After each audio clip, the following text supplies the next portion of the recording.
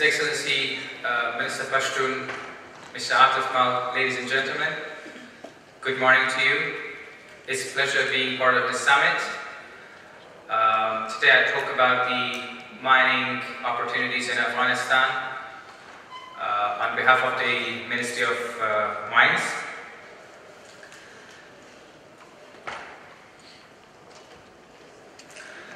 Well, the mining sector, as it's the main driver for the better economic growth of the country, has been one of the areas that less focus has been paid for this so far.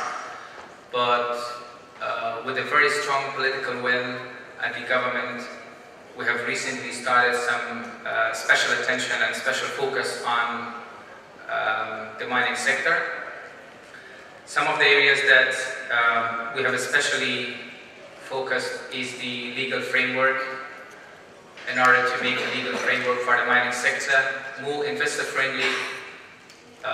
We have recruited a huge number of international experts and local experts to amend the currently existing mining law of the country and hydrocarbons law.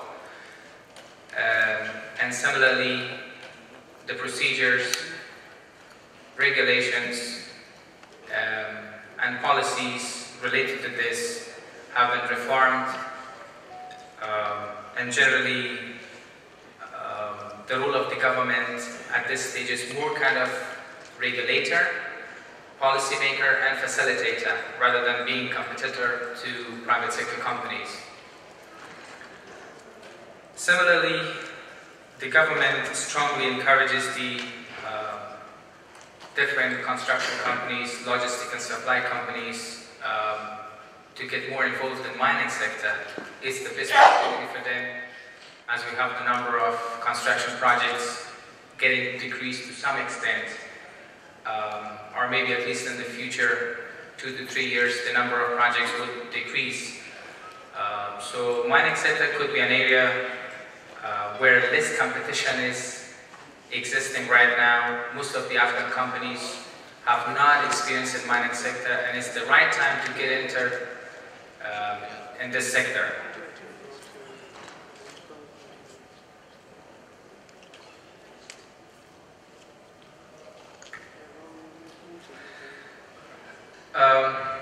There are a number of reasons that makes Afghanistan good for investment. First of all, the mines and reserves that we have in the country are untapped, never explored and exploited before. So companies doing joint ventures with international companies are bringing experts in order to do capacity building of their stuff. I think would be great to start their operations at this stage. And at the same time, the new legal framework, which is quite fit for this investment, makes the opportunity ever better. More important than that, there's been special focus on kind of transparency issues recently. Like some of the mines that we have put under bidding, they've been proceeded with a number of world-class companies. Like, let's say, I can call some of them SRK or Canaccord Genuity as the best companies that they've been involved in the bidding process of different mines in Afghanistan. And at the same time, the oversight during the solicitation process is very strong, and there's a huge commitment of the government existing. The other reason that makes Afghanistan more interesting place for investment in the mining sector is the geography of the mines and reserves in this country. We have different kind of geological activities that's been going on for a very long time, and they have resulted in formation of, a mixed geology. We have Eurasia kind of reserves, and at the same time Indian and African plates of the reserves, which makes the mines and the reserves high in terms of its quality and at the same time huge in capacity.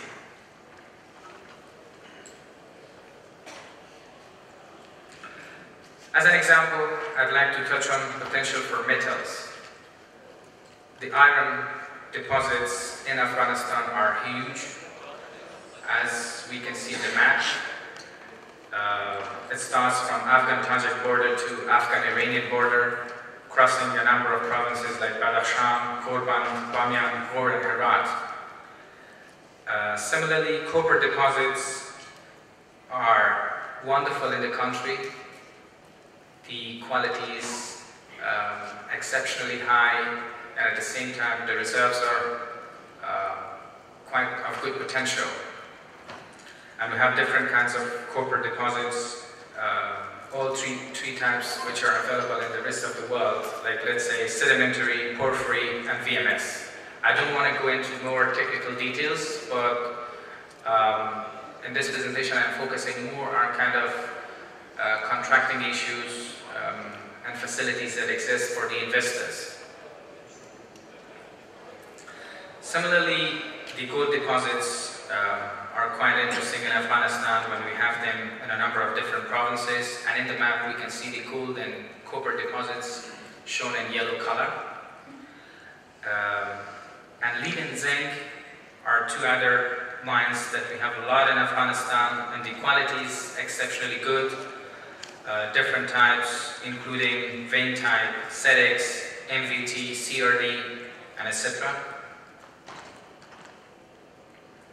Similarly, rare earth elements are the other minerals that we have a lot in Afghanistan, and the potential for investment is quite high, and at the same time it helps to strengthen the economy of the country.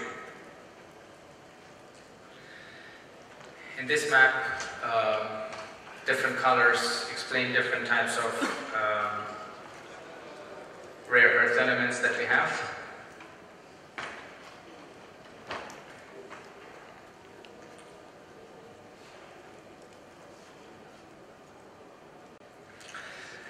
And the other mineral that we have, the lithium, actually according to a US Geological Survey report in 2010, they call Afghanistan the Saudi Arabia for the lithium.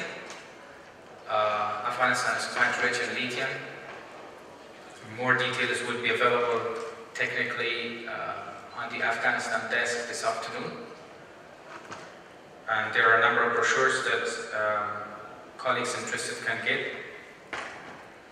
Similarly, oil and gas is that area that Afghanistan is quite rich at.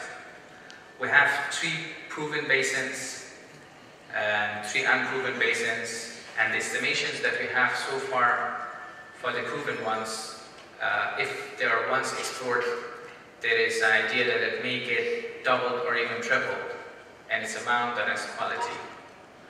So, Amu Darya, Afghan Tajik, and Tirpol, located in different parts of the country, are the real potentials for the hydrocarbons. Similarly, the 3 undiscovered basins, there is an estimation that 3.6 billion barrels would be available in 2 of them only, and only Afghan Tajik and Amu Darya. And at the same time, the proven ones, there is an estimation that 2.8 billion barrels of oil would be available. And as I mentioned before, once they are explored further, the numbers may get doubled.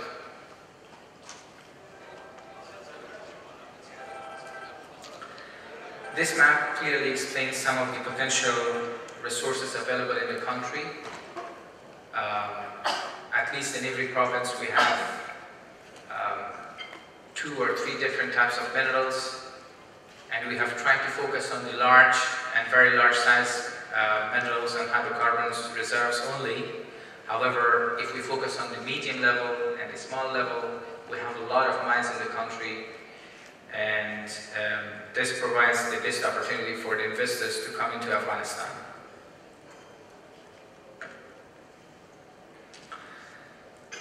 I'd like to briefly focus on the bidding process and procedures, which sometimes is something to worry about for investors.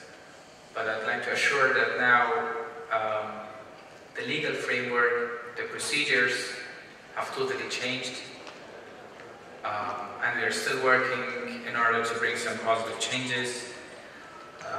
As I mentioned before, the solicitation process is exactly the same like any other international company, and we are using the best international practices. Similarly to any other areas, the solicitation starts from request for interest, and then after evaluation of request for interest, there is the next step, which is request for proposals, and the evaluation, negotiations, contract awarding system. Everything is according to international practices. And similarly, there is quite some difference between the mining law and procurement law, that this should be considered for some of the investors.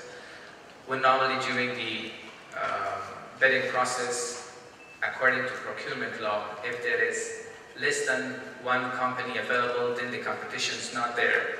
So the process will be redone from beginning. However, according to the mining law, even if there is one competitor or no competitor available, if one company applies for the mine, there is a policy of first come, first get. So without this sort of competition, if the company is good enough and meeting the standards, the contract could be awarded. And for information about the transparency and about the fairness of the process, for some of the currently existing mines, which are under the tender process, we're outsourcing the whole process to some world-class companies that they are famous in the field of mining and financial services. I can call some of them like Mayer Brown, which is the legal firm, the Canaccord Genuity, which is the financial advisor for Ministry of Mines during the bidding process. At the same time, SRK, the mining consulting firm, which helps different projects at the Ministry of Mines.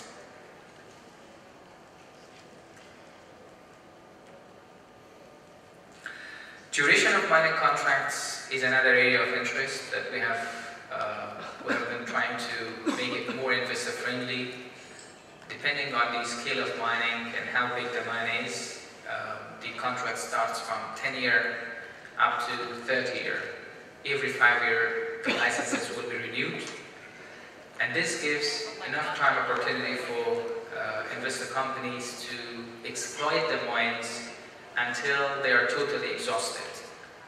So there is a good time frame and a good guarantee that investors may feel comfortable for doing investment. It's not a contract of, let's say, 2 or 3 years, but 30 years.